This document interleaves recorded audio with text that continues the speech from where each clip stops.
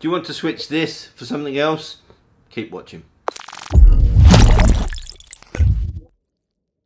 Now, when I first bought the Street Twin, I loved the looks of the bike. The bit that jarred my eye was that silver headlight mount. So if you go back through my earlier videos, I very quickly learned how to take that off to be able to paint it. And I've been really happy with it. It's quite neat, it's quite compact, it looks pretty good. And that painted version I've been happy with for quite some time. Replacing the headlight arms is a simple modification that lots of people do. The Street Twin throws up its own particular problem in that the headlight mount is also the Speedo mount. This is where something like this may well help. This is the new Motone Speedo Mount, and it's been a long time coming, and the reason it's been a long time is the amount of design work that's actually gone into this. I've seen CAD drawings from it a little while back. This is the finished article. It's got lots of strengthening, got lots of elements in it which make it strong. Although I'm happy with the front end of my Street Twin, I was interested to actually put this on and see what it looks like. Now obviously when I fit this does give me the option to fit whatever headlight mounts on that I like. I'm going to use the Motone ones in this purely because they sent me a pair. Thank you very much, guys. You're awesome. Now, I'm not going to waste too much time talking about the specs of this. You'll get to see plenty of this as we go through. All you need to know, though, that this is a very well engineered piece. It's light, it's strong. You can see the extra ribbing that's on there. Rib for your pleasure. Which is going to hopefully stop this from getting any fractures through vibration or indeed creating any vibration on the Speedo. Now we're only going to tell if this doesn't give any vibration once I've got it on, so I'm going to cut the waffle and get straight into this. I've already done a video to show how to remove these to take them off. I'll put a link up in the top corner, but instead of forcing you off to go and look at that video, I'll go through this, but I'll go through it quickly in not too much detail. So the first thing to do, loosen the headlamp. That's these two bolts on the outside, and then you can swing that headlamp out of the way. Now you don't need to completely disconnect the headlight, just dropping it down out of the way gives you enough to get to these two bolts. These are T15 Torx head screws that hold this cover on. So undo those two.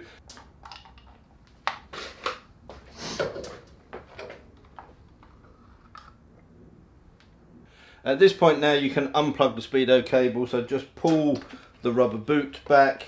There's a little clip that you can push down just here, and that should then pull off nicely. Put that to one side, that's your cable disconnected. You've then exposed these three T20 Torx head screw bolts. Once you've undone these three Torx head bolts here, you've just got these two Allen headed bolts, 5mm Allen bolts. And these two Allen bolts just hold the Speedo to the main body of the frame.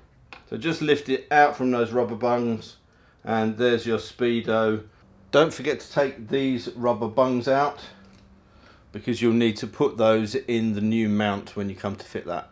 Now before you start thinking about the top yoke, the next fiddly job to do is to get these arms off, is to get to these little nuts under here. Oh, and by the way, these are a T25 Torx head. Now I won't make you sit through getting these out because that's quite fiddly, but I'll get these out and we can move on to the next stage. And don't forget the washer, because that's likely to be stuck to the rubber bung when you undo this little bolt. Now how you do this next part is entirely up to you. Because the Motone mount mounts to the bolts that fix the risers, I'm going to undo those, take all of that off. So I've got all the bars and everything off in one piece. I can just lay those over the front out of the way, and then when the mount goes back on, they can be bolted back on, and that doesn't stop me then from taking the top yoke off, and it does give me access to get a socket onto the top yoke nut, which I'm going to change as well, because that's one thing that really irks me, is that horrible chrome nut. It's about the only piece of chrome on the whole of Street Twin, so if I can find a replacement for that, I will do. So this is a 14mm bolt head under here. Use whatever you want, whether you've got a ring spanner or a ratchet spanner. I'm just going to put a socket on there to undo those. So once those two are undone, this whole handlebar section will lift off and will hang over the front. I'll find a way just to support that, and then that gives us access to the top yoke nut.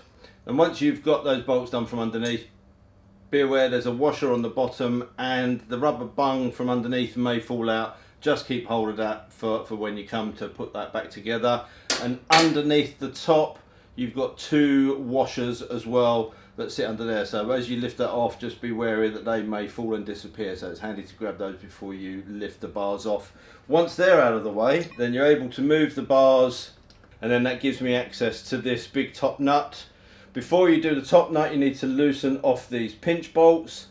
So 6mm Allen key, just loosen off those pinch bolts on both sides. That leaves us access to this top nut. I've got a 38mm socket, which I guess is probably not something that everybody's got. You could use adjustable pliers on there. It may even be a 37mm, because the 38 seems to be a little bit loose. But the next job is just to crack that top nut.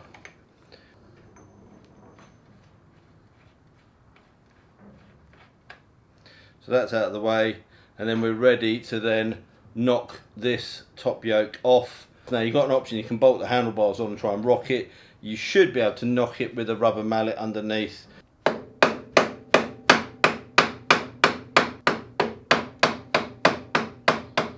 Once you've knocked the top yoke up so far, you'll then be able to just lift these arms out of the way. Don't forget to remove these little rubber bungs. Now you could in theory leave them on, but the problem is as you ride they're going to vibrate and are going to probably fall off, so just take those off, keep them somewhere safe. You then get to a point where you can drop this top yoke off. That gives you access to be able to then slide your new headlight mount over the top here. These are the Motone headlight arms that I'm going to be using for this install.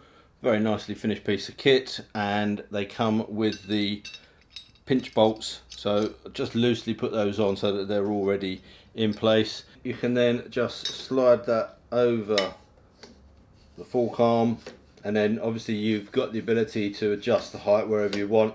But I'll get the other one of those on, then we can concentrate on getting the top yoke put back on and the rest mounted.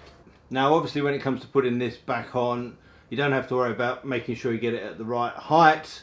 It will just knock on as far as it will go.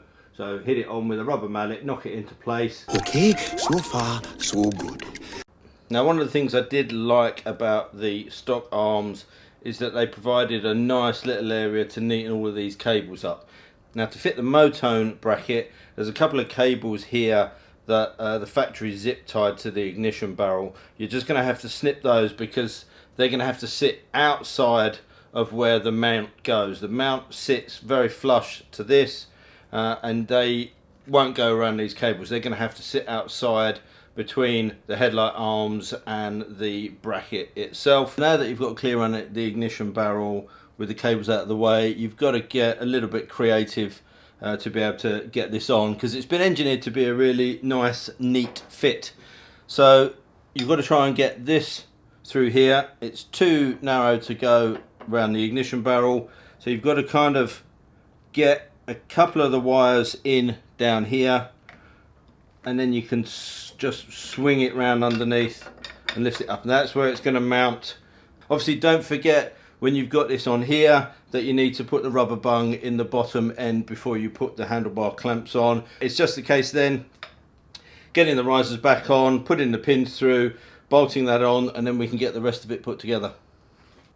So when you come to put this back on, don't forget your top washer in the top there. You can see how this fits nice and sturdily. It looks like a really nice clean fit. The wires actually sit back in a good position, so you don't have to worry too much about those. Bearing in mind you'll have your headlight arms there as well. And don't forget you're going to need to torque up the pinch bolts, this and these bolts are underneath, and those settings are top yoke 90 Newton meters, pinch bolts 27 Newton meters, riser bolts 38 Newton meters.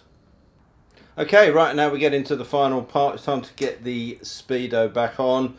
This part that you took off doesn't need to go back on, so just again put that somewhere safe if you ever want to revert back. And then it is simply a case of pushing this cable back up through the hole and snapping it into the connector. There we go, that's locked home. And then these prongs, the 3 prongs that we took out earlier on, push straight back into there.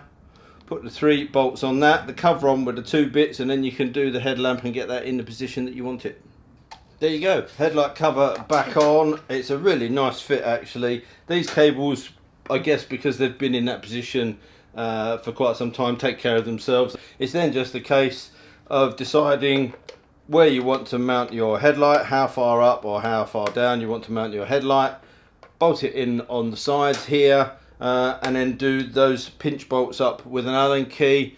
Job's a good one. There you have it. Not too difficult a job, just a few fiddly bits, but if you take your time, it's pretty easy to do, and obviously all reversible.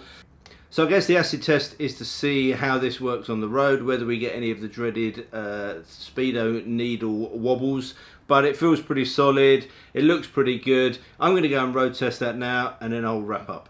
I've just got back from a short ride, and I have to say this is absolutely rock solid. No movement whatsoever, no ill effect on the Speedo.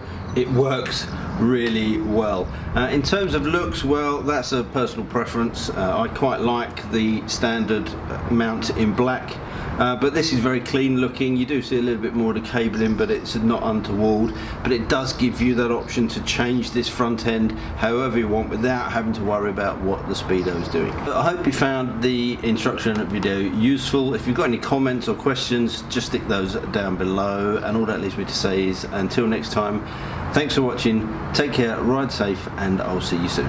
Bye. Yeah.